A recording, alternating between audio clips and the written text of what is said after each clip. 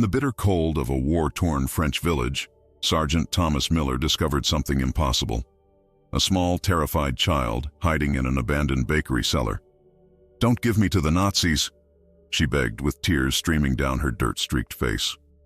It should have been a simple rescue mission. It should have been routine. But when Miller tore the girl's sleeve to treat a minor wound, what he discovered beneath the fabric changed everything. Numbers tattooed into her small arm.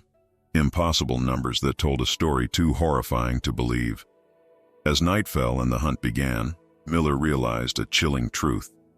The greatest danger to this child didn't come from the enemy they'd been fighting, but from his own fellow soldiers. What secret could one small girl possibly know that would make American heroes betray their oath? What experiment turned a child into something both more and less than human? And how far would Miller go to protect her when he discovered the terrible truth? That the war they'd been fighting wasn't the only one raging across the blood-soaked fields of Europe. The sound of death had become so familiar that Sergeant Thomas Miller no longer flinched at distant explosions. They were just another note in winter's cruel symphony playing across the bombed-out French village. His boots crunched through fresh snow, leaving behind a trail of solitary footprints among the ruins of what had once been people's homes and dreams.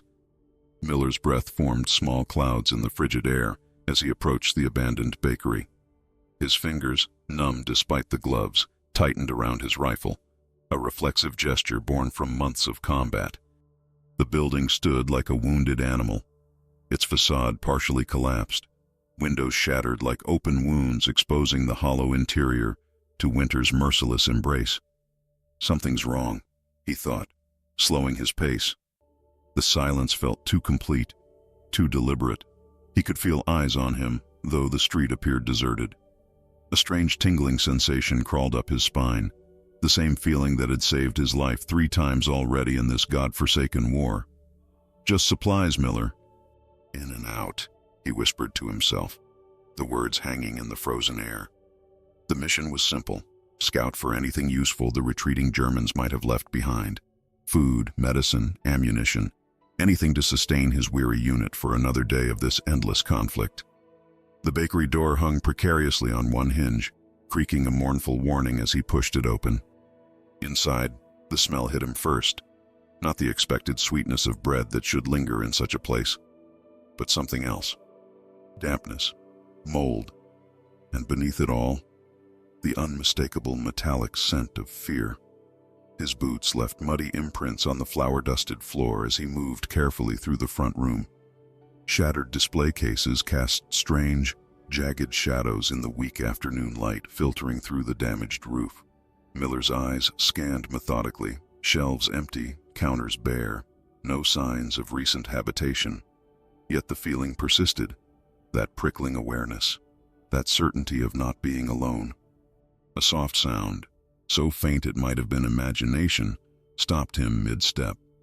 He froze, head tilting slightly, straining to hear past the pounding of his own heart. There it was again, a whisper of movement from below, the floor beneath his feet. Miller kneeled, pressing his palm against the wooden boards.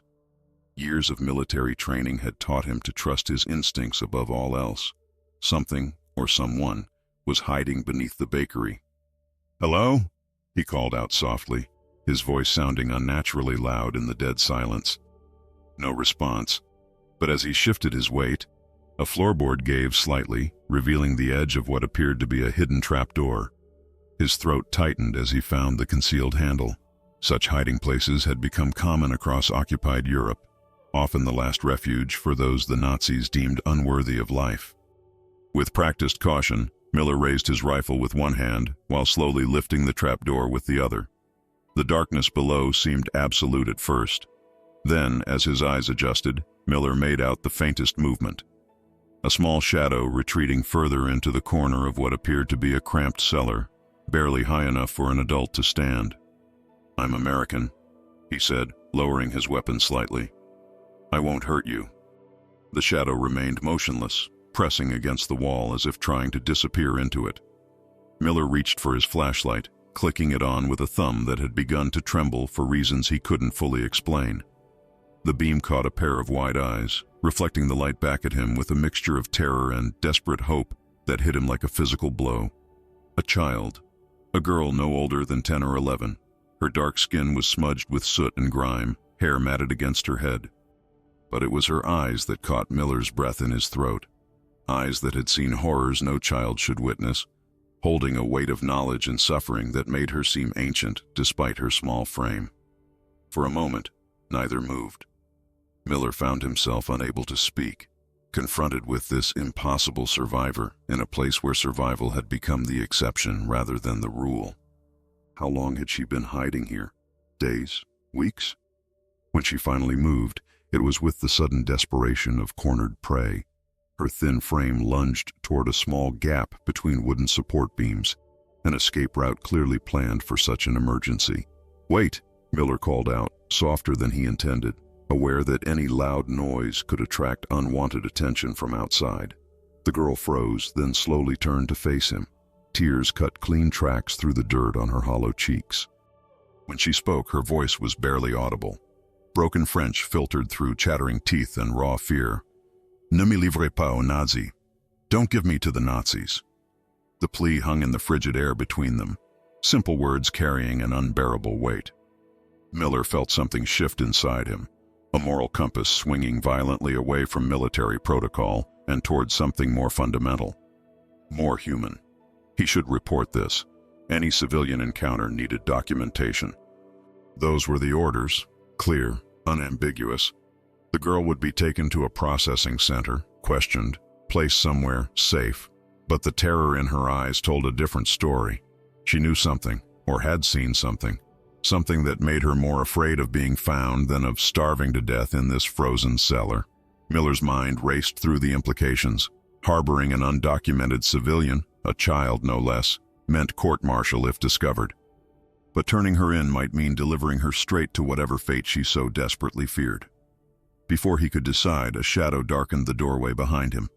Miller's muscles tensed, hand instinctively moving toward his holstered sidearm. The girl's eyes widened in renewed terror, fixed on something, someone, over Miller's shoulder. "Sarge, you in here?" The voice of Private Jenkins echoed through the empty bakery. "Captain's asking for you. Says we're moving out in 30. Miller's heart stopped. Had Jenkins seen the open trapdoor? The girl? Would he report what he found to the others? The seconds stretched into eternity as Miller remained frozen, caught between duty and conscience, between orders and humanity. While behind him, footsteps approached the very spot where the entrance to the child's hiding place lay exposed. The morning brought no relief from the unrelenting winter. Sergeant Miller had made a split-second decision the night before, one that now walked silently beside him in the form of a small, gaunt figure wrapped in an oversized military jacket. The girl's eyes darted constantly from soldier to soldier, her thin body tensed like a cornered animal ready to flee at the slightest provocation. "Found her hiding in the village," Miller had explained to his commanding officer. "Civilian casualty, no family left. Too dangerous to leave behind." The half-truth had slipped from his lips with surprising ease, though each word felt like a betrayal of the oath he'd sworn to his country. The captain had merely grunted, too preoccupied with the logistics of moving their battered unit to question one more refugee among thousands. Now, as their ragtag procession trudged through ankle-deep snow, Miller watched the girl from the corner of his eye. She hadn't spoken a word since her desperate plea in the bakery cellar. Whatever horrors she had witnessed had taught her the survival value of silence. But her eyes, those impossibly old eyes in such a young face, missed nothing, constantly scanning for threats that only she seemed able to recognize. "You got a name, kid?" Miller asked softly, keeping his voice low enough that the other soldiers marching ahead couldn't hear. The girl's gaze briefly met his before returning to the snow-covered path. No answer. Private Jenkins sidled up beside them, his breath forming clouds in the frigid air. "She ain't much for conversation, is she?" he observed, studying the child with undisguised curiosity. Miller felt a protective surge rise in his chest. "Leave her be. She's been through enough." Jenkins shrugged, adjusting his rifle strap. "Just saying, Sarge. Something ain't right about how you found her, surviving alone in this wasteland." He lowered his voice to a whisper. "Some of the boys are talking." A cold that had nothing to do with the winter seeped into Miller's bones. "Let them talk," he replied, but the warning was clear in his voice. Jenkins nodded, backing away slightly. "Just watch yourself, Sarge. War makes strange bedfellows." With that cryptic remark, he trudged ahead to rejoin the front of the line. They continued in silence for another mile, the only sounds the crunch of boots on snow and the distant rumble of artillery that never quite faded from the horizon. The landscape around them was a monochrome painting of destruction: skeletal trees, collapsed farmhouses, abandoned vehicles half buried in snowdrifts. A dead world holding its breath. The accident happened without warning. A patch of ice hidden beneath the snow, a moment of inattention, and suddenly the girl was down, a soft cry escaping her lips as she clutched her arm. Miller was beside her in an instant, military training giving way to something more fundamental, an instinct to protect that transcended rank or protocol. "Let me see," he said, gently taking her small arm in his weathered hands. Blood seeped through the sleeve of the oversized jacket. She must have landed on something sharp beneath the snow. Without thinking, Miller gripped the fabric and tore the sleeve open to assess the damage. The world seemed to stop. His lungs forgot how to draw breath. What he saw wasn't just a fresh cut from the fall, but something else entirely, something that turned his blood to ice water in his veins. Numbers. Crude, blue-black numbers tattooed into the child's skin. Miller had heard rumors, of course. All the soldiers had. Whispered stories about Nazi concentration camps where prisoners were stripped of their names, reduced to numbers like livestock awaiting slaughter. But seeing the evidence branded on a child's arm, this child he had risked everything to protect, was like a physical blow. Yet something wasn't right. The numbers seemed too fresh, the skin around them still raised and tender. And the girl herself, how could someone so young have survived long enough in such a place to be processed, numbered, and somehow escape? The timeline made no sense. "Who did this to you?" Miller whispered, his voice hoarse with horror and confusion. The girl yanked her arm back, pulling the torn fabric over the tattoo with a practiced motion that spoke of habit. Her eyes, when they met his, contained something beyond fear now, a warning perhaps, or a test. She remained silent, but her gaze seemed to be gauging his reaction, deciding whether he was worthy of whatever terrible knowledge she carried. "Sarge, we're stopping up ahead for chow," called a voice from further up the line. Miller nodded absently, his mind racing with implications. The girl's secret was darker and more dangerous than he had imagined. And now it was his secret too. As they rejoined the main group, Miller became acutely aware of subtle shifts in the atmosphere. Conversations died as they approached. Glances lingered too long on the girl's small form. Some soldiers deliberately moved away, while others watched with an intensity that made the hair on the back of Miller's neck stand up. They know something, Miller thought, the realization settling like lead in his stomach. But what could they possibly know about this child that he didn't? What invisible current of information was flowing through his unit, excluding him? During the brief meal break, Miller positioned himself between the girl and the rest of the men, sharing his rations with her in silence. She ate with the careful precision of someone accustomed to making every crumb last, her eyes never still, always watching. Particularly, he noticed, she watched Corporal Davis and Private Whitman, who sat slightly apart, engaged in whispered conversation that ceased whenever anyone approached. "You're safe with me," Miller told her quietly, not entirely sure if the promise was one he could keep. "But I need to understand what's happening." "Who are you running from? What do those numbers mean?" For a moment, just a flicker, something like trust softened her features. Her lips parted as if she might finally speak. Then her eyes fixed on something over Miller's shoulder, and the mask of fear slammed back into place.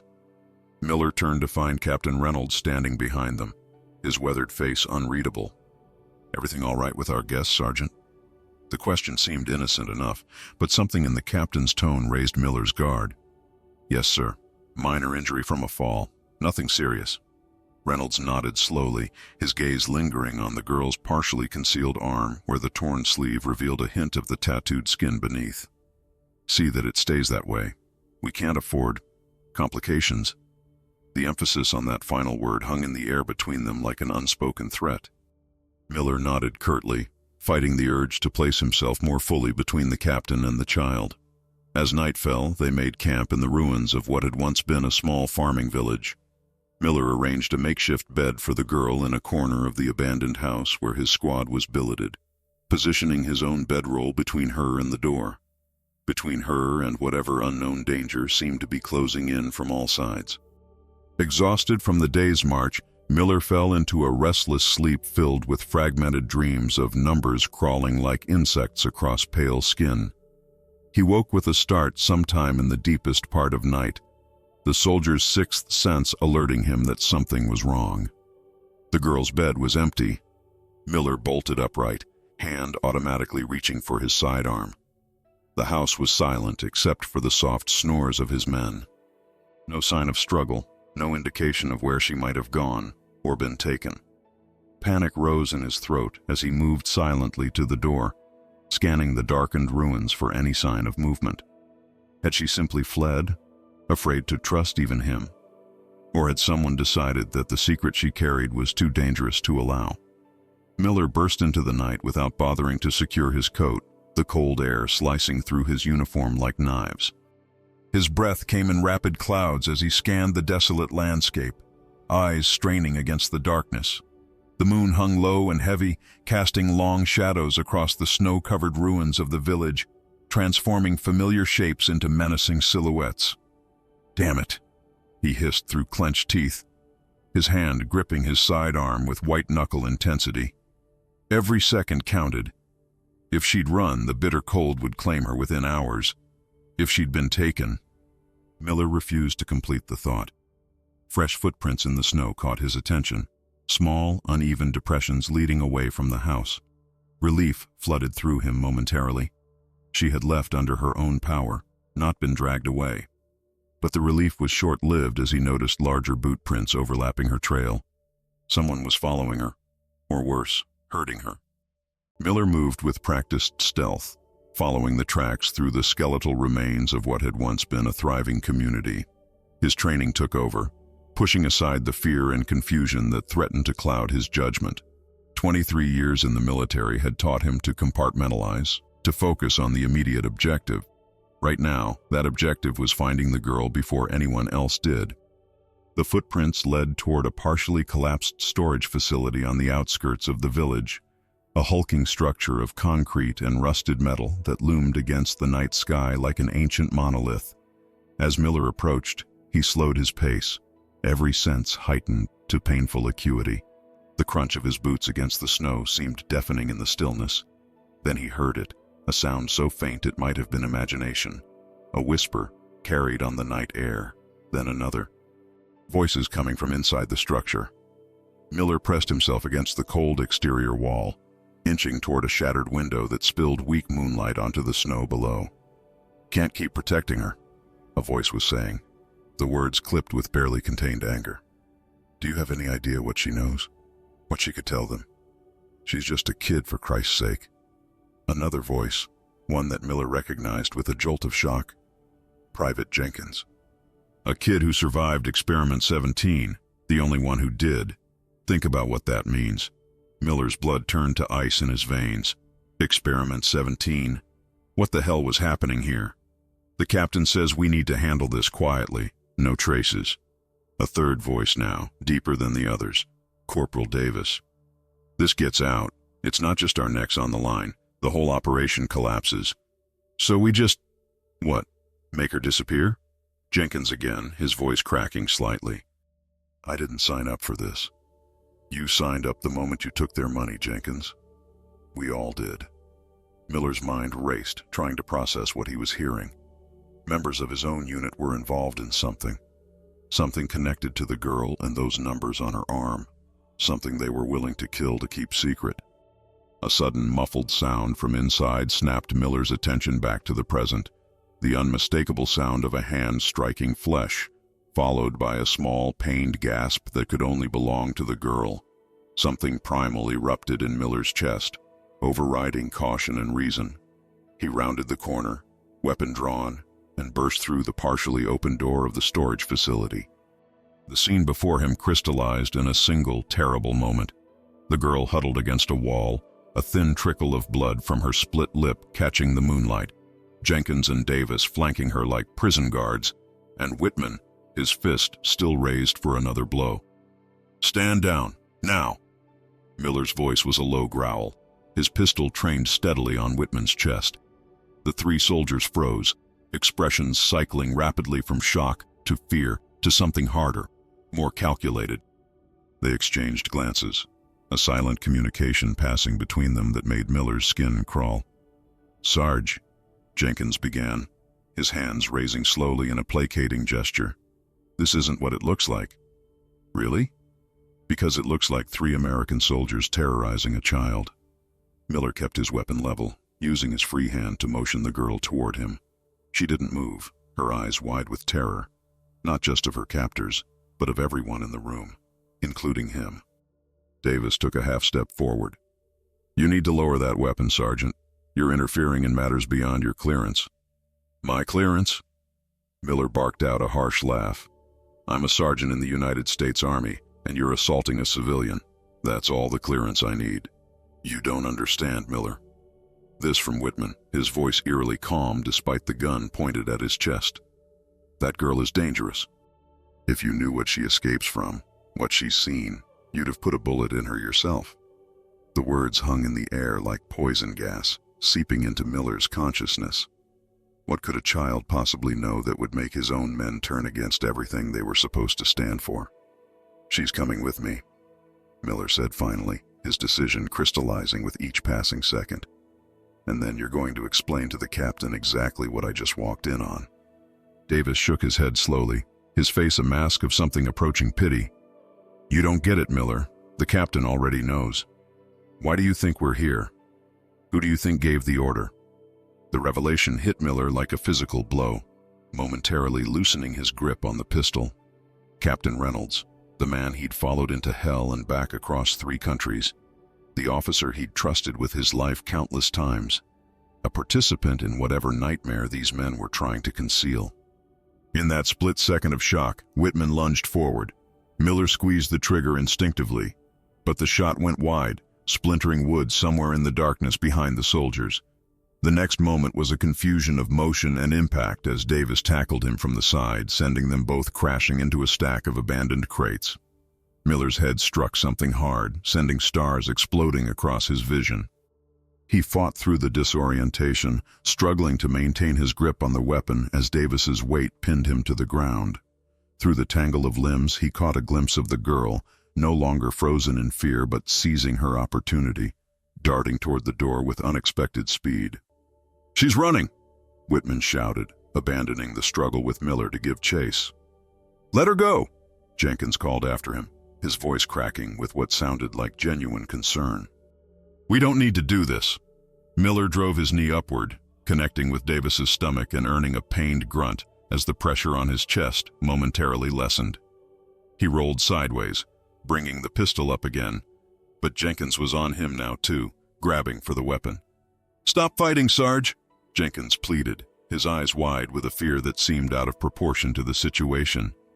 "You're making this worse for everyone."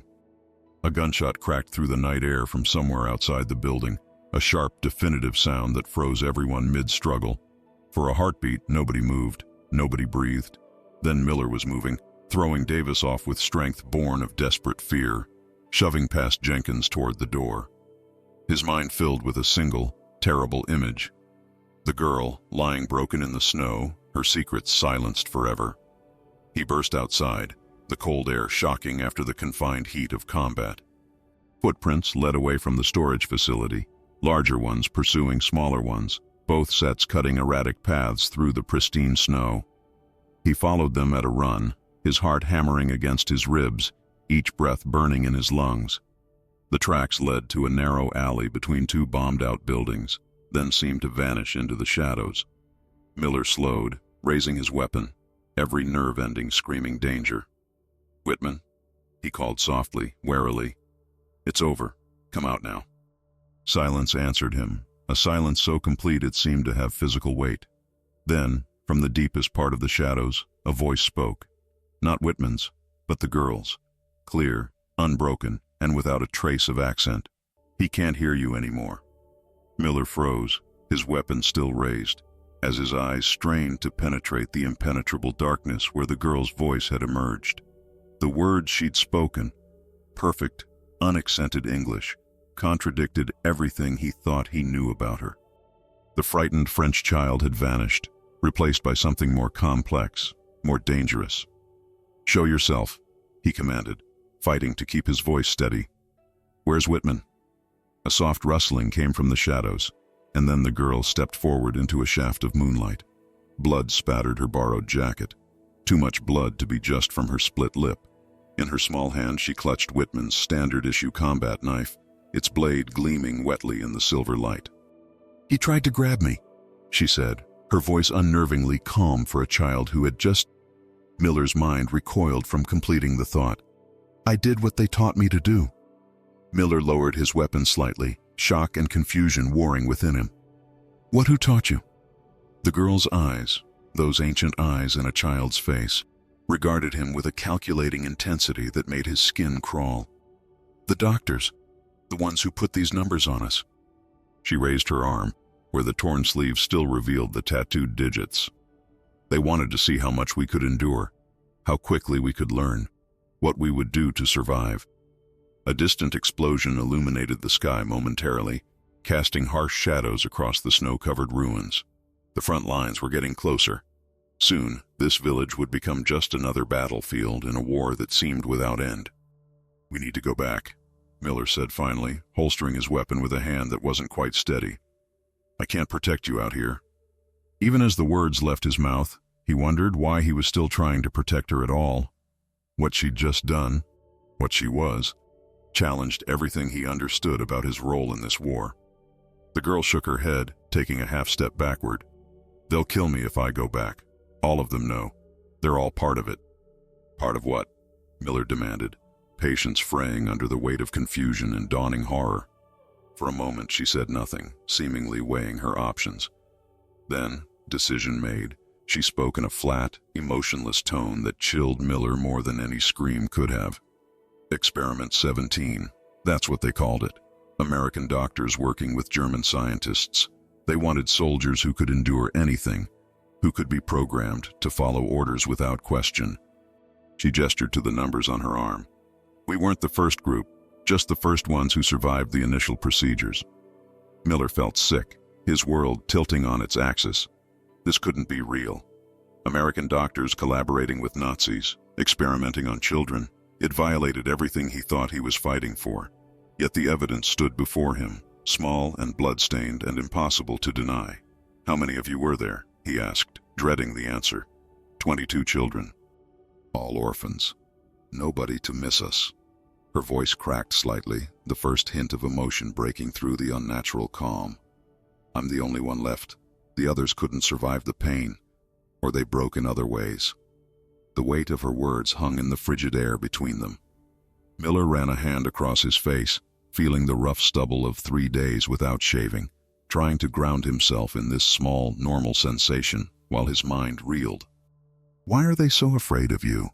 What do you know?" The girl's eyes darted past him, scanning the darkness with practiced vigilance. Names, dates, locations of other facilities. I memorized everything I heard.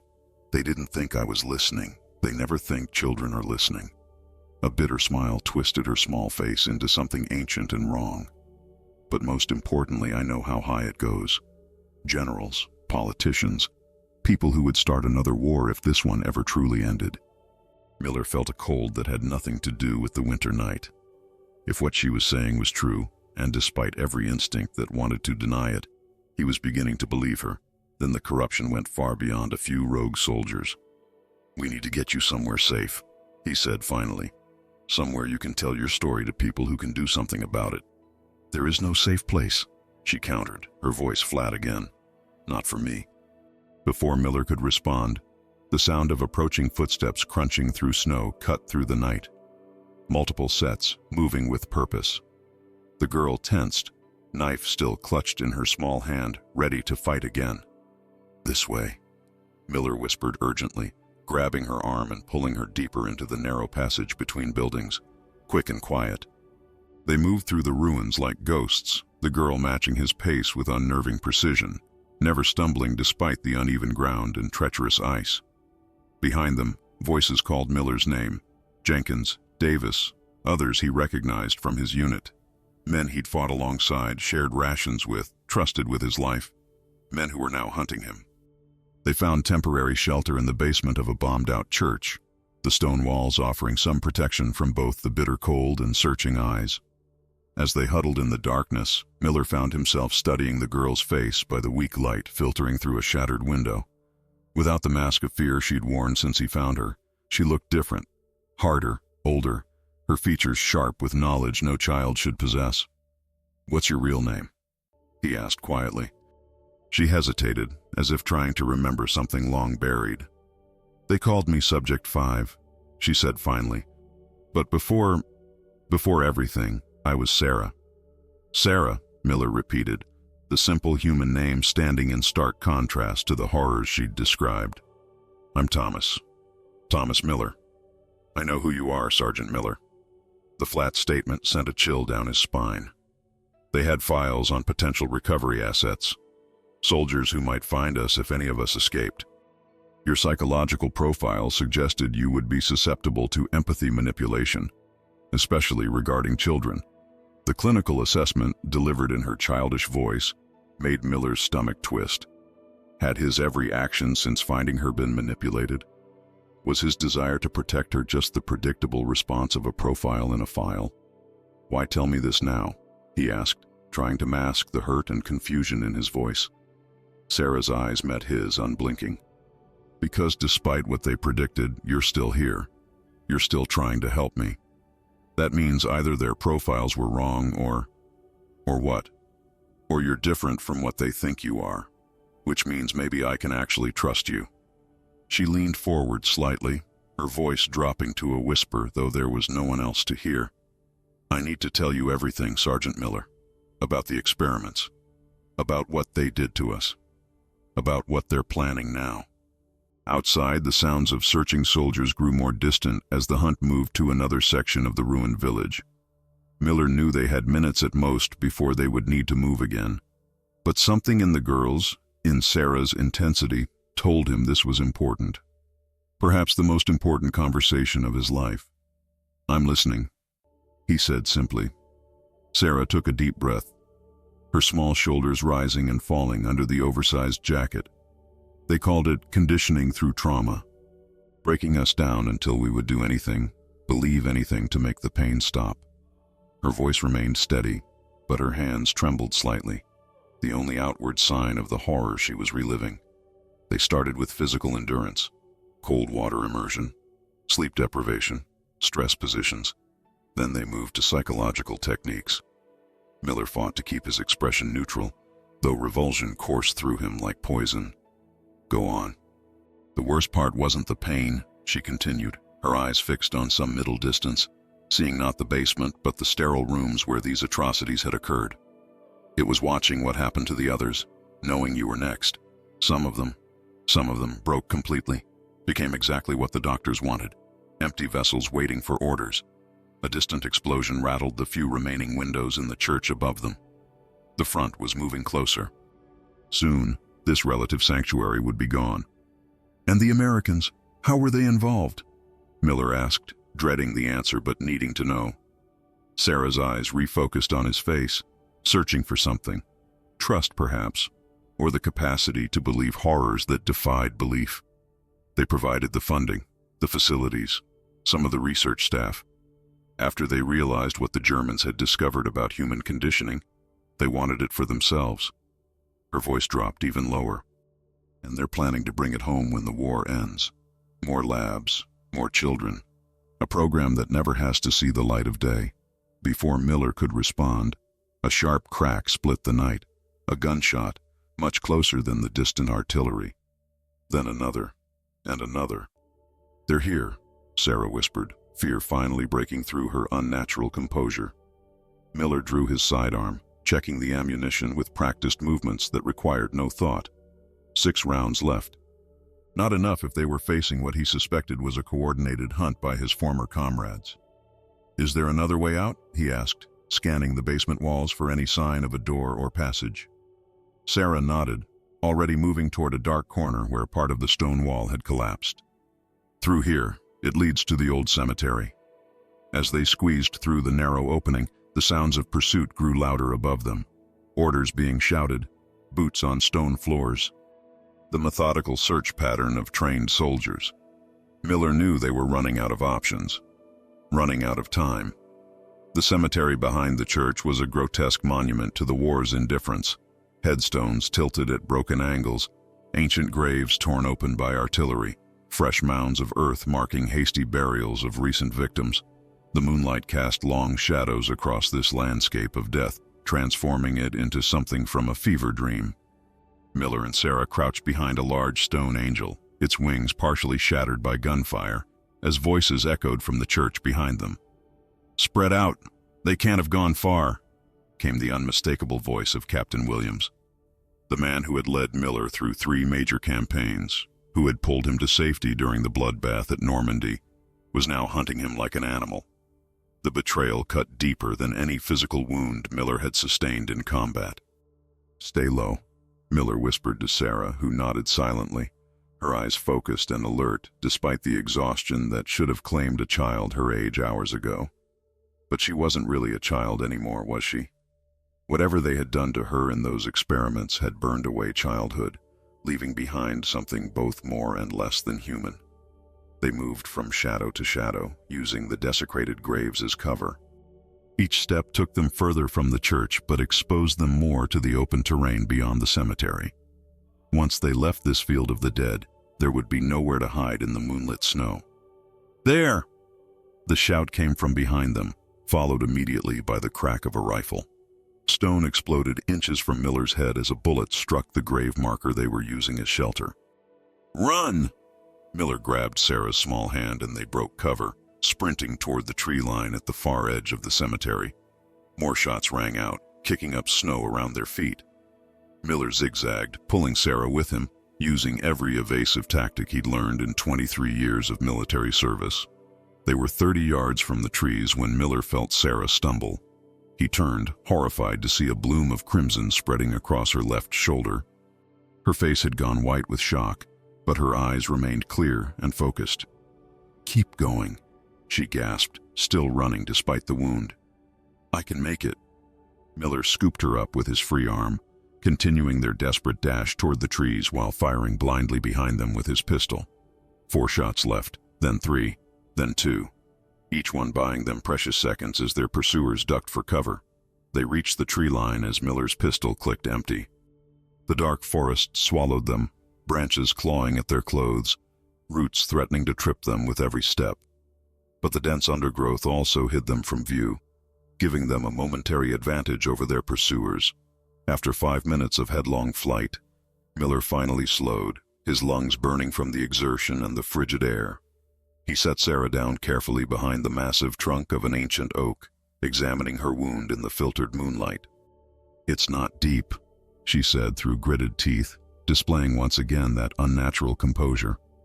"Passed through the muscle. Missed bone." Miller tore a strip from his undershirt, binding the wound as best he could with shaking hands. "This isn't right," he muttered, more to himself than to her.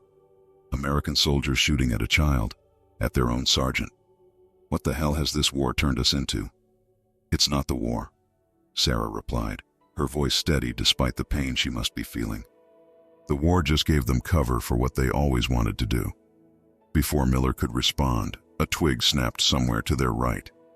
Both froze, barely breathing. The forest had gone unnaturally quiet, the ambient sounds of wildlife silenced by the presence of predators. Slowly, Miller drew his combat knife, his last remaining weapon. One knife against what could be a dozen armed men. The odds were impossible, but he'd faced impossible odds before. And he'd never had something so important to protect. A figure emerged from the shadows 20 yards ahead, moving with the careful precision of a trained soldier. Even in the dappled moonlight, Miller recognized Captain Williams, his service pistol held at the ready, scanning the forest with methodical patience. "I know you're here, Miller," Williams called, his voice eerily calm. "This doesn't have to end badly. Just give us the girl." Miller remained perfectly still, one hand covering Sarah's mouth to ensure her breathing wouldn't give them away. Williams took another step forward, and another, drawing inexorably closer to their hiding place. "She's not what you think she is," Williams continued. "She's dangerous, a weapon they created that got out of control. You've seen what she can do." The captain's eyes swept the darkness, probing, searching. "She killed Whitman without hesitation, a trained soldier. Imagine what she could do to civilians if she got away." The accusation hung in the air like poison gas. Miller felt Sarah tense beside him, her small body coiled with a readiness that no child should possess. He kept his hand firmly over her mouth, though whether to protect her or himself, he was no longer certain. Williams was less than 10 yards away now, close enough that Miller could see the lines of strain etched into his weathered face. "This is bigger than you or me, Miller. There are operations in play that go beyond this war, beyond any one country or cause. The work being done on children?" Miller's voice cut through the night before he could stop himself. The words escaped like a physical force, propelled by disgust and moral outrage that could no longer be contained. "You're torturing children and calling it work?" Williams pivoted toward the sound, weapon raised. His eyes, when they locked onto Miller's hiding place, showed neither surprise nor remorse, only cold determination. "Sometimes sacrifices must be made for the greater good," Williams said, training his weapon on them. "You of all people should understand that, Miller. How many young men have you sent to their deaths on the battlefield? What's the difference?" "The difference is choice," Miller growled, rising slowly from behind the tree trunk, keeping Sarah behind him. "Those men chose to fight. These children were given no choice." Williams shook his head, a gesture of almost paternal disappointment. "Always the idealist. It's why you never made officer, despite your experience. You can't see the bigger picture." He adjusted his aim, centering the pistol on Miller's chest. "Step aside. I don't want to kill you." "But you will," Miller stated, not a question but a grim acknowledgement. "In a heartbeat," Williams confirmed, his finger tensing on the trigger. "She can't be allowed to talk. Too many powerful people would hang if what she knows got out." Miller's mind raced, calculating angles, distances, the likelihood of reaching Williams before he could fire. The odds were non-existent. This was how it would end. Shot by his own captain in a frozen forest in France, defending a child who might or might not be the victim she appeared to be. "You won't shoot him?" Sarah stepped out from behind Miller, her small voice cutting through the tension like a knife. Despite her wound, she stood straight, those ancient eyes fixed on Williams with unnerving intensity. Williams's aim shifted slightly toward her, but uncertainty flickered across his face. "And why's that, Subject 5? "Because I remember everything," she said, taking another step forward despite Miller's attempt to pull her back. "Every name, every date, every location. If you kill me, it dies with me. But if you kill him..." She nodded toward Miller. "I'll make sure everyone knows. I'll tell the first Allied unit I find. I'll tell civilians. I'll tell anyone who will listen about Operation Chimera and everyone involved." A muscle twitched in Williams's jaw, the first crack in his composed exterior. "You're bluffing. You're just a failed experiment. A mistake that needs to be corrected." "Am I?" Sarah's voice took on a rhythmic cadence, almost like recitation. "July 12, 1943, Facility 6, outside Munich. Present. Dr. Vogel, Dr. Harrison, Major Lewis, Captain Williams." Her eyes never left the captain's face as she continued. "First successful integration of conditioning protocol. Subjects 3 through 7 responding to implanted triggers. Casualties, subjects 1, 2, 8. Recommendation: proceed to Phase 2. Williams's face had gone pale, the pistol in his hand wavering slightly. "Stop it." "August 29th, 1943, Sarah continued relentlessly. "Special observer from Washington. Colonel James Warren, representing Project Monarch. Authorization for expanded testing granted. Funding increased by..." "Enough!" Williams' shout echoed through the forest, startling a flock of ravens from a nearby tree. Their black wings beat against the night sky as they fled, a dark omen spreading across the moon. "You think this changes anything? You think I'm alone out here? My men are closing in right now, and they all have the same orders." As if summoned by his words, shadowy figures began to materialize among the trees. Jenkins, Davis, and at least 4 other soldiers from Miller's unit, all with weapons drawn. They moved with practiced precision, forming a rough circle around Miller and Sarah, cutting off any possible escape route. "It's over, Sergeant," Williams said, his composure returning as the balance of power shifted decisively in his favor. "Now step away from the girl." Miller remained rooted in place, mind racing for a solution that didn't exist. One knife against 7 armed men. No ammunition, no backup, no way out. He'd faced death many times before, but never like this, never at the hands of men who wore the same uniform, who fought under the same flag. "Last chance, Miller," Williams warned, raising his pistol to eye level. "Stand aside or die with her." Miller straightened his back, positioning himself more firmly in front of Sarah. Some choices made themselves. Some lines couldn't be crossed, no matter the cost. "If this is what our side has become," he said quietly, "then maybe I'm on the wrong side." Williams's face hardened, all trace of their shared history vanishing as he squeezed the trigger. So be it. Time seemed to slow as Williams's finger tightened on the trigger.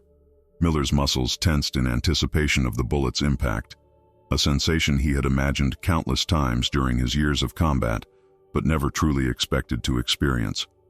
In that suspended moment, his mind filled not with regret or fear, but with absolute clarity. This was right. This was necessary. Some principles were worth dying for. The gunshot cracked through the night air like thunder, echoing among the trees. Miller flinched instinctively, then realized he felt no pain, no impact. Instead, Williams staggered backward, a look of bewildered shock spreading across his features as a dark stain blossomed on his chest. For a heartbeat, no one moved. The tableau held, Williams swaying on his feet, the other soldiers frozen in confusion. Miller and Sarah still braced for death that hadn't come. Then Jenkins stepped forward, his rifle raised not toward Miller but toward the other soldiers. "Nobody move," he commanded, his young voice somehow steady despite the tremor Miller could see in his hands. "This ends now." Davis recovered first, swinging his weapon toward Jenkins. "Have you lost your mind, Private? Lower your weapon immediately." "I don't think I will," Jenkins replied, keeping his rifle trained on the group. "I've watched this insanity long enough. Experimenting on kids? Hunting down our own sergeant? This isn't what I enlisted for." Williams dropped to his knees, his pistol falling from nerveless fingers as he clutched at the wound in his chest. "Traitor," he gasped, blood bubbling at the corner of his mouth. "You're dead. For this." The moment balanced on a knife edge, 6 armed men locked in a standoff where the slightest movement could trigger massacre. Miller used the distraction to reach for Williams's fallen pistol, scooping it up and backing toward Jenkins, keeping Sarah behind him. "Anyone who wants to stop this madness, step over here now," Miller called out, his voice carrying the authority of 2 decades of command. "Last chance to be on the right side of history." No one moved. The lines had been drawn. "Run," Jenkins whispered urgently to Miller. "I'll hold them as long as I can." Miller hesitated, unwilling to abandon the young private to certain death. "Come with us." Jenkins shook his head slightly, never taking his eyes off the hostile soldiers. "Someone has to slow them down. Give the kid a chance." A ghost of a smile touched his lips. "Besides, I've got some atoning to do." Before Miller could argue further, one of the soldiers, Hawkins, a normally quiet farm boy from Nebraska, made his move, raising his rifle toward Jenkins. The young private reacted without hesitation, firing a controlled burst that dropped Hawkins and sent the others diving for cover. "Go!" Jenkins shouted as he ducked behind a thick tree trunk, firing another burst to keep the enemy soldiers pinned down. Miller grabbed Sarah's hand and they ran, plunging deeper into the forest as gunfire erupted behind them. The firefight's staccato rhythm followed them, punctuated by shouts and screams that gradually faded with distance. Miller tried not to think about Jenkins's fate, focusing instead on their desperate flight through the frozen woodland.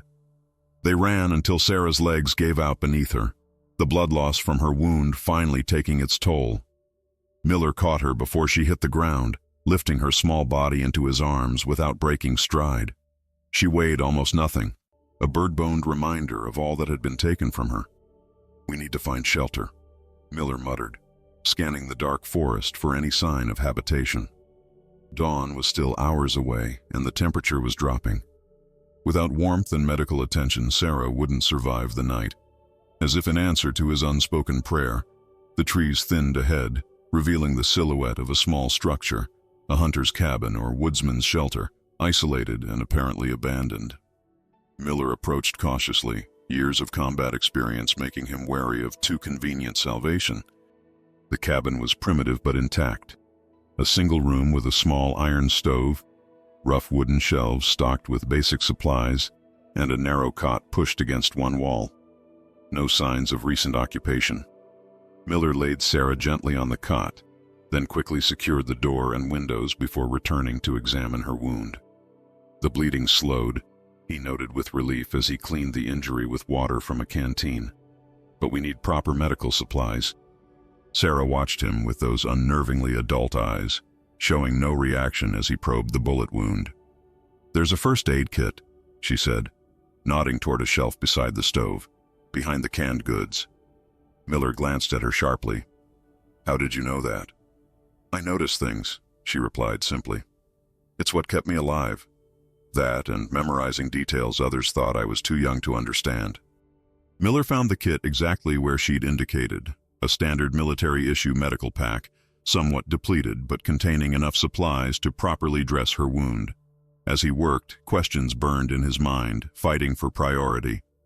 "They'll follow our tracks when daylight comes," Sarah said, answering the most urgent question before he could ask it. "We have maybe 5 hours before they find us." Miller nodded grimly as he finished bandaging her shoulder. "Can you travel?" "If I have to." The simple response carried the weight of experience no child should possess. The knowledge that physical limitations were just one more obstacle to be overcome in the brutal calculus of survival. "Rest for now," Miller said, covering her with a threadbare blanket he found folded at the foot of the cot. "I'll keep watch and plan our next move." As Sarah closed her eyes, Miller took stock of their situation. One pistol with whatever ammunition remained in its magazine. Limited supplies. Hostiles on their trail with superior numbers and firepower, and miles of enemy territory between them and any hope of safety. The odds were impossible, but Miller had long ago learned that survival wasn't about odds, it was about will. And right now, his will to protect this child, to expose the atrocities committed against her and the others, burned hotter than any fear or doubt. He checked Williams's pistol. 5 rounds remaining. Not enough for a prolonged engagement, but perhaps enough to create an opportunity if used strategically. The cabin itself offered minimal defensive advantages, thin walls that would provide no protection against bullets, only one door, windows that created multiple entry points. They couldn't make a stand here. Their only hope was to keep moving, to find allies who would believe their story. But who? The corruption clearly extended high into the military chain of command. Any unit they encountered might contain soldiers loyal to the conspiracy, and civilian authorities in this war-torn region were practically non-existent. The weight of their isolation pressed down on Miller like a physical force. For the first time since finding Sarah in that bakery cellar, he allowed himself to acknowledge the full gravity of what he'd stumbled into, a shadow war being waged behind the official one, with stakes perhaps even higher than the conflict that had engulfed the world. "You're thinking too loudly." Sarah's voice startled him from his grim reverie. Her eyes were open again, watching him with that disconcerting intensity. "Thought you were sleeping," Miller replied, managing a weak smile. "Can't sleep. Too many calculations." She sat up slightly, wincing as the movement pulled at her wound. "They'll split up to cover more ground. Standard search pattern for fugitive recovery. 2-man teams. Grid search expanding from our last known position." Miller blinked, once again reminded that the child before him had been transformed into something else. Something both more and less than the girl she should have been. How many will come after us? 4, maybe 5. Williams is dead or dying. Jenkins too, probably. Her clinical assessment of their former comrades' fates showed no emotion. They'll have radioed for reinforcements, but in this terrain, with weather conditions deteriorating, additional units won't arrive before dawn. Miller moved to the cabin's single window, pushing the tattered curtain aside just enough to peer out at the night sky. Heavy clouds had moved in, obscuring the moon and stars, promising snow before morning. Bad for visibility, but good for covering tracks. A mixed blessing. We can't outrun them, he said finally, turning back to Sarah. Not with your injury, not in this terrain. No, she agreed with that eerie calm. We can't. So we need to outsmart them. Miller began pacing the small confines of the cabin, mind racing through options, discarding those that required resources they didn't have or abilities they couldn't match. If we can't run and we can't fight, we need to disappear. Sarah watched his movements, her eyes tracking him like a predator studying potential prey. The observation sent a chill down Miller's spine that had nothing to do with the frigid temperature. What exactly had they created in those sterile laboratories? What combination of victim and weapon sat before him on that narrow cot? There's a village, she said suddenly. 2 miles east, mostly abandoned, but some civilians have returned since the German retreat. We could blend in, at least temporarily. Miller stopped pacing, considering the suggestion. How do you know that? Maps in Captain Williams's tent. I memorized them while waiting for you the first night. She stated this as though it were the most natural thing in the world. A child casually admitting to committing military intelligence to memory at a glance. The revelation added another layer to Miller's growing unease. How much of Sarah's helplessness had been an act? How much of his protective instinct had been manipulated by a mind trained to identify and exploit vulnerabilities? And yet, did it matter? Whatever she was, whatever she had become through no choice of her own, she remained a child who had suffered unimaginable horrors. A witness whose testimony could expose a conspiracy that threatened to extend the war's atrocities into peacetime. Someone who deserved justice, not more betrayal. The village it is then, Miller decided, checking the pistol one last time before tucking it into his waistband. Can you walk, or do I need to carry you? Sarah swung her legs off the cot with deliberate care. I can walk, she said, standing to prove the point despite the paleness of her face. But they'll be watching for 2 people traveling together. The implication hung in the air between them. A tactical assessment so cold-blooded that Miller almost recoiled from it. Separate to improve survival odds. Abandon the wounded to ensure the mission's success. No, Miller said firmly, ending the unspoken suggestion before it could take form. We stay together. Whatever happens, we face it together. For the first time since he'd met her, genuine surprise flickered across Sarah's features, as though his refusal to apply ruthless logic had somehow caught her off guard. That's not the optimal strategy, she said, a crease forming between her eyebrows. Maybe not, Miller agreed as he helped her toward the door. But it's the right one. And sometimes that's more important than optimal. The snow began to fall as they left the cabin, fat flakes drifting lazily from the leaden sky. Within minutes, a gentle white blanket covered the forest floor, simultaneously erasing their tracks and slowing their progress. Sarah moved with unnatural determination despite her injury, her small frame pushing forward through the deepening snow with grim resolve. Miller stayed close behind her, one hand always near the pistol at his waist, every sense heightened for signs of pursuit. They'll be using thermal imaging if they have it, Sarah said, her breath forming small clouds in the frigid air. Standard protocol for night recovery operations. Miller nodded grimly, another piece of the puzzle falling into place. That's military-grade technology, not something a regular unit would have access to. This isn't a regular unit, Sarah replied without turning. Not anymore. Operation Chimera has resources beyond normal military allocation, direct funding from sources that don't appear in any official budget. The implication hung between them, another layer of conspiracy that reached beyond the battlefield into the shadowy world of government black operations. Miller had heard whispers throughout his career, projects so classified that even their existence was denied, experiments that pushed the boundaries of both science and ethics. He had dismissed such talk as the paranoid fantasies of war-weary soldiers. Now, he was living it. They traveled in silence for nearly an hour, the snow growing heavier, the darkness more complete as the cloud cover thickened. The forest gradually thinned, giving way to rolling farmland, punctuated by stone walls and the occasional barn or outbuilding. Ahead, barely visible through the falling snow, the dim outlines of a village emerged, a cluster of buildings huddled together as if for warmth against the winter's assault. Miller pulled Sarah into the shadow of a stone wall as they surveyed the approach. No lights, he observed, squinting through the snowfall. Either the power's out or they're maintaining blackout conditions.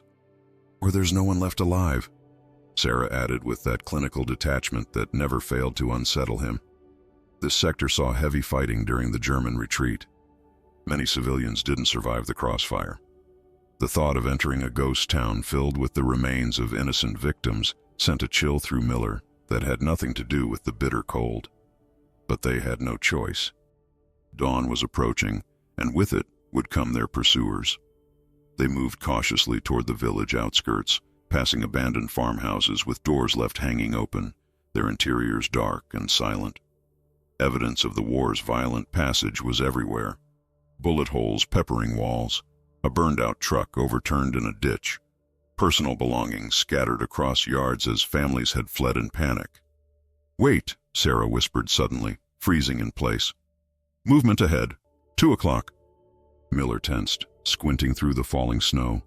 At first he saw nothing, then a shadow detaching itself from a building, moving with purposeful stealth toward a church at the village center. The silhouette was unmistakably military. The outline of a helmet, the distinctive shape of a rifle held at the ready. "They got here first," Miller breathed, pulling Sarah deeper into the shadows between two buildings. "Must have radioed ahead to secure the area." "No," Sarah shook her head slightly, eyes narrowing as she studied the distant figure. "Wrong uniform profile. Not American. German remnant, probably. Scouts left behind during the retreat." Miller processed this new threat, weighing their diminishing options. German soldiers meant additional danger, but also potential confusion they could exploit. If the Americans searching for them encountered enemy forces, the resulting chaos might provide cover for their escape. "We need to find another route," he decided, studying the village layout. "Circle around to the..." His words died as the unmistakable rumble of vehicles approached from the road behind them. Headlights cut through the falling snow, illuminating the road they had just crossed minutes before. "Pincer movement," Sarah observed with that unnerving calm. "They anticipated our destination and set a trap." Miller pulled her deeper into the narrow space between buildings, his mind racing. They were caught between advancing American forces, presumably containing members of Williams' conspiracy, and German holdouts who would shoot them on sight. The village that had represented salvation was becoming their execution ground. "In here," Miller whispered urgently, spotting a small door set into the side of what appeared to be an old church or community building. The ancient hinges protested as he eased it open, revealing a dark interior that smelled of dust and lingering incense. They slipped inside, Miller securing the door behind them. The space revealed itself to be a small chapel, its stained glass windows barely visible in the pre-dawn gloom, its pews arranged in neat rows before a simple altar. A place of peace in a world consumed by war, a bitter irony not lost on Miller as he helped Sarah toward the front of the room, where a small door presumably led to a vestry or office. Before they could reach it, the main doors of the chapel burst open.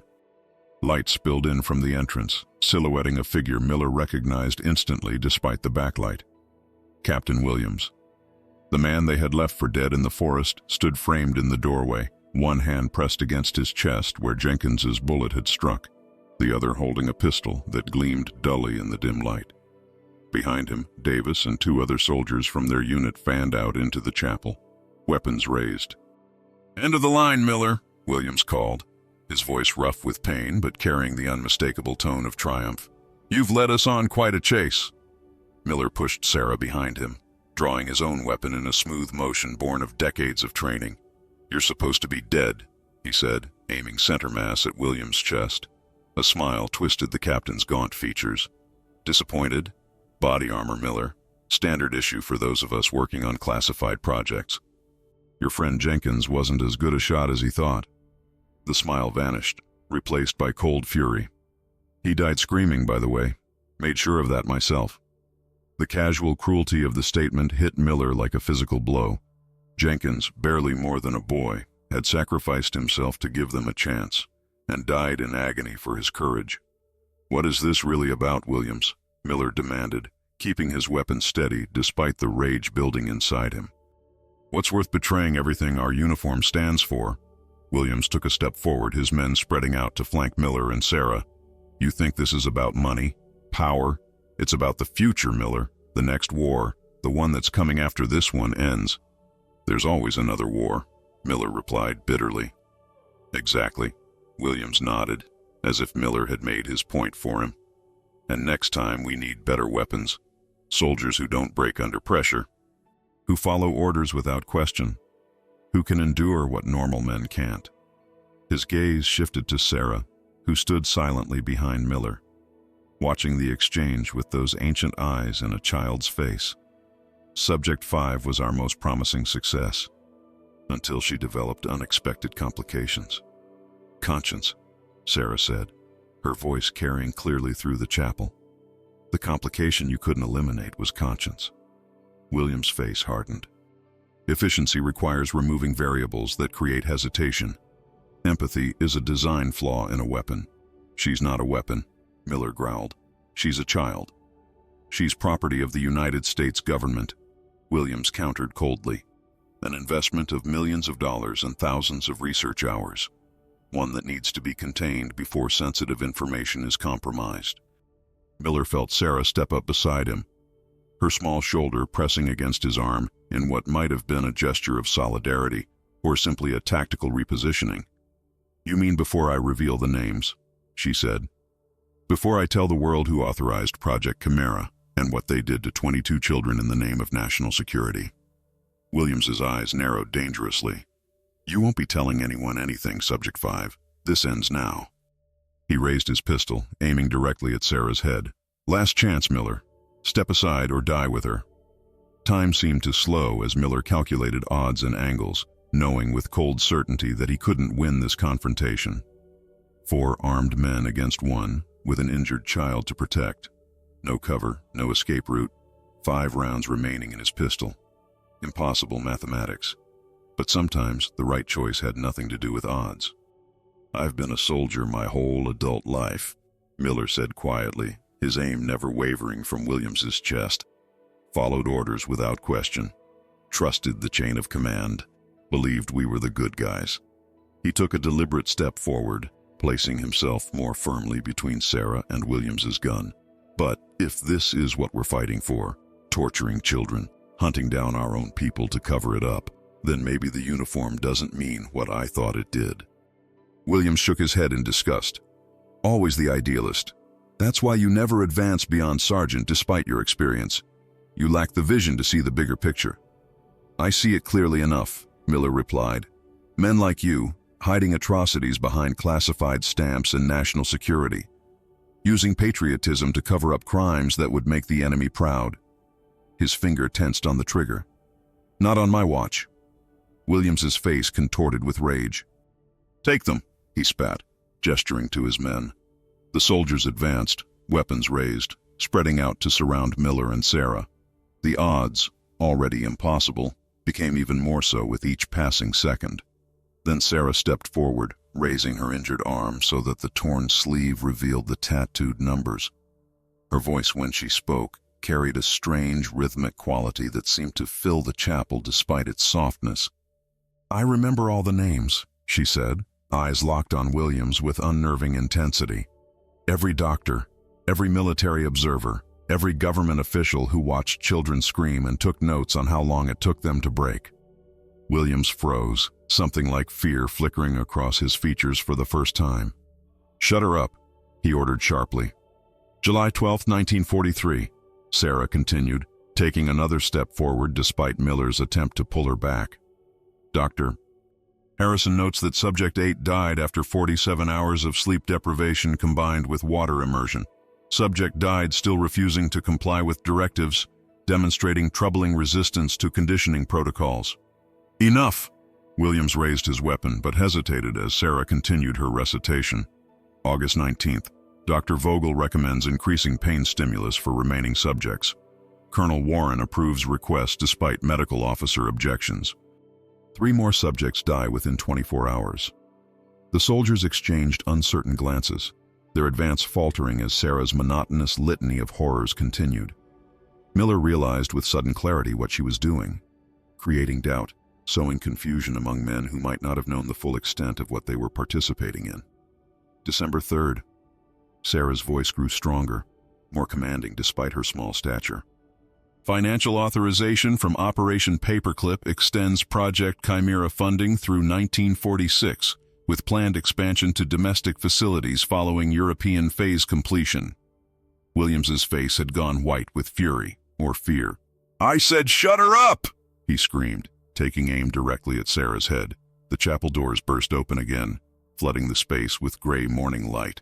A figure stood silhouetted against the snow outside, weapon raised. "Drop your weapons now!" The command echoed through the chapel, freezing everyone in place.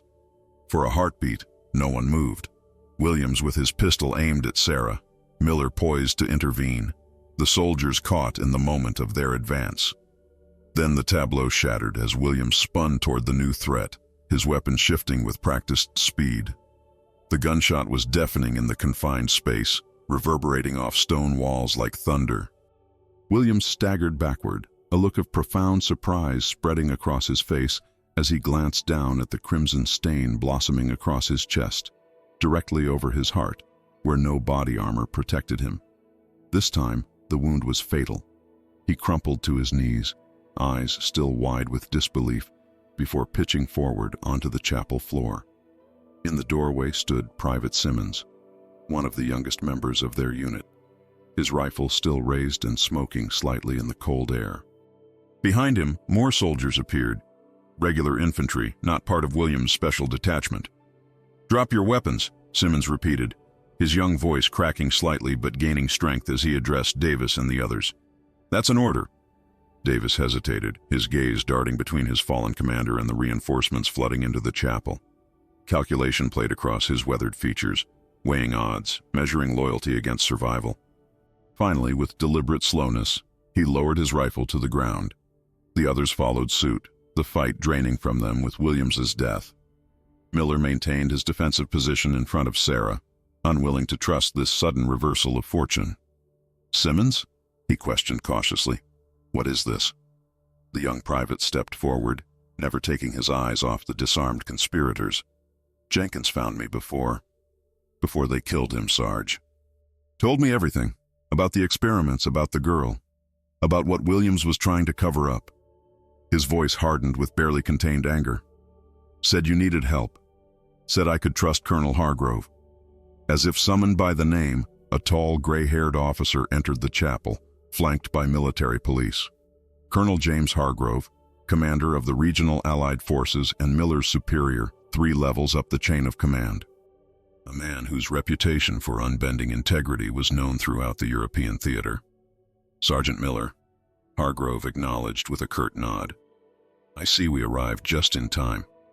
His cold gaze swept over Williams' body without emotion before settling on Davis and the other conspirators. "Secure these men," he ordered the MPs. "Full isolation. No communication with anyone until I personally authorize it." As the military police moved to handcuff the soldiers, Miller finally allowed himself to lower his weapon.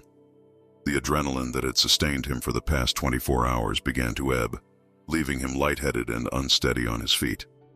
Only the continued presence of Sarah beside him, her small form still rigid with tension, kept him grounded in the moment.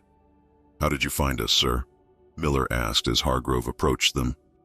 "Private Jenkins managed to reach our forward command post before he succumbed to his injuries," the colonel replied gravely. His final act was to report a conspiracy involving Captain Williams and several others. Unauthorized experiments, civilian casualties, the attempted murder of an American sergeant. Hargrove's stern gaze softened slightly as it fell on Sarah. And the hunt for a child who knew too much. Sarah met the colonel's eyes without flinching, her posture still alert, still wary. Miller recognized the calculation in her gaze, assessing this new variable, determining whether Hargrove represented salvation or merely a different flavor of threat. "Jenkins didn't make it then," Miller said quietly, a hollow ache forming in his chest. Another young life sacrificed to this shadow war, a war he hadn't even known was being fought alongside the official one. "He held on long enough to make his report," Hargrove confirmed. "Said to tell you he finally chose the right side." The colonel turned his attention fully to Sarah now, his expression unreadable. "And this must be Subject 5. Sarah's shoulders tensed at the designation, but she nodded once, her eyes never leaving Hargrove's face. "My name is Sarah," she corrected him quietly but firmly. Something like respect flickered in the colonel's weathered features. "Sarah, then. Jenkins said you have information about Operation Chimera, about American collaboration with Nazi scientists, about experiments on children." "I remember everything," she replied simply, echoing the claim she had made to Williams moments before his death. "Every name, every date, every authorization." Hargrove nodded gravely. "We'll need your full testimony. There are people in Washington who have been trying to uncover this operation for months. Whispers of unauthorized projects, missing funds, personnel transferred without proper documentation, but nothing concrete enough to act on." "Until now," Miller interjected, placing a protective hand on Sarah's shoulder. "But she needs medical attention first, and guarantees of safety." "Of course," Hargrove agreed readily. "My personal physician will attend to her wounds, and she'll remain under my direct protection until we can secure more permanent arrangements." He hesitated, then added with surprising gentleness, "You have my word, young lady, that those responsible will face justice." For the first time since Miller had found her in that bakery cellar, something like hope flickered across Sarah's face.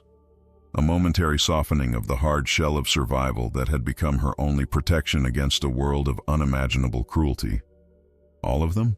she asked, a child's vulnerability briefly overtaking the unnatural composure she had maintained throughout their ordeal.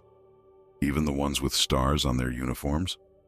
Hargrove's expression darkened. "Especially those," he confirmed. "Rank offers privilege, not immunity from crimes against humanity." As the colonel turned to issue further orders to his men, Miller knelt beside Sarah, bringing himself to her eye level. The exhaustion, blood loss, and emotional toll of the past day had finally begun to show on her small face, the carefully maintained mask of adulthood slipping to reveal the child beneath. "It's over," he told her softly.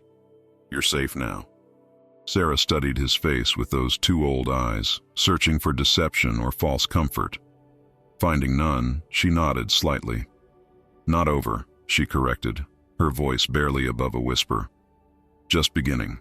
The truth still has to be told. The others still need justice." Miller nodded, understanding that for Sarah, survival was only the first step in a much longer journey. "And they'll have it," he promised. "We'll make sure of it, together." For the first time since their desperate flight began, Sarah allowed herself to lean against Miller, her small frame sagging with exhaustion. The simple gesture of trust affected him more deeply than he could have anticipated, a tangible reminder of what they had been fighting for. Not just survival, but the right of a child to be a child again, to trust, to depend on others for protection, rather than relying solely on her own terrible strength. 2 days later, in a secure military hospital well behind Allied lines, Miller sat beside Sarah's bed as she provided her testimony to a small group of officials sent directly from Washington. Her voice never wavered as she recounted horrors that made hardened military men pale and look away, detailed descriptions of experiments designed to test human endurance, to break children's minds and rebuild them as weapons, to create assets who could withstand interrogation techniques that would destroy normal operatives. She named names: generals, politicians, scientists, intelligence officers, reciting dates and locations with perfect recall. describing facilities where American and German researchers worked side by side in the name of a security that transcended national boundaries or conventional morality. As the officials filed out, ashen-faced and silent, Miller remained. Sarah looked smaller than ever against the white hospital sheets, the cruel tattoo on her arm now hidden beneath clean bandages. Yet despite her physical fragility, Miller knew she possessed a strength that most grown men could never imagine. Not just the ability to endure suffering, but the courage to speak truth when silence would have been easier. "What happens now?" she asked quietly, her gaze fixed on the ceiling. Miller considered his response carefully. There were no easy answers, no way to truly make right what had been done to her and the others. "Justice happens," he said finally. "Slowly, maybe. Imperfectly, probably, but it happens. And me?" The simple question contained worlds of uncertainty. Miller had been asking himself the same question since their rescue. What place could exist for a child who had seen too much, experienced too much, who carried both the trauma of victim and the dangerous knowledge of witness? Where could she ever truly be safe? "I've been thinking about that," he admitted. "I have a sister in Montana, small town, middle of nowhere, good people. Quiet place where questions aren't asked and strangers are rare." He hesitated, then continued with growing certainty. "I was planning to retire there after the war anyway. Thought maybe, if you wanted, you could come too. Start over. Just be Sarah." She turned to look at him then, studying his face with that penetrating gaze that seemed to see through all pretense. "Just be Sarah," she repeated softly, as if testing the concept. "I'm not sure I remember how." "That's okay," Miller assured her, reaching out to awkwardly pat her small hand. "We'll figure it out together." A ghost of a smile touched her lips, perhaps the first real smile since whatever innocence she once possessed had been stolen in the name of national security. It transformed her face, momentarily allowing Miller to see the child she might have been, might still become. Outside the window, snow continued to fall on a world still torn by war. But within this small, protected space, something fragile had begun to take root. Not forgetting, not forgiveness, but perhaps the first tentative shoots of healing, of possibility, of a future where Sarah could be just Sarah, and the numbers on her arm would fade to scars that told a story of survival rather than defining who she was. "Together," she agreed finally, her small fingers curling around his weathered hand. "I'd like that." And in that moment, Miller understood that the greatest victory wasn't defeating the enemy on the battlefield, but preserving what made the fight worthwhile in the first place: the capacity for compassion, for justice, for protecting innocence in a world determined to corrupt it. Some battles were worth any cost. Some lines could never be crossed, no matter the justification. Some children were worth saving, even if it meant risking everything. Sometimes the true test of our humanity doesn't come in grand moments of heroism, but in quiet decisions made when no one is watching. Sergeant Miller faced a choice that many of us pray we never encounter: to follow orders or to follow conscience. When confronted with unimaginable evil wearing the same uniform as his own, he chose to protect innocence at all costs. What would you have done in his place? Would you have risked everything, your career, your life, your safety, to stand between a child and those who sought to silence her? The most dangerous corruption isn't found in obvious villains, but in good people who justify evil in the name of security, progress, or national interest. Sarah's story reminds us that even in our darkest hours, when the world seems consumed by madness, one person's courage can become a light that exposes shadows others wish to keep hidden. Her numbers were meant to erase her humanity, but instead, they became evidence of a truth that could not be buried. If this story touched your heart, remember that there are truths in our world today still waiting for brave voices to speak them. There are innocents who need protection from powers that would use and discard them. Be like Miller. Stand for what's right, even when it's hard, even when you stand alone. Share this story with others who need to hear it. Like and subscribe to hear more tales that challenge us to be better than we are. And remember that the greatest battles are often fought not on bloodied fields, but in the quiet chambers of our own conscience.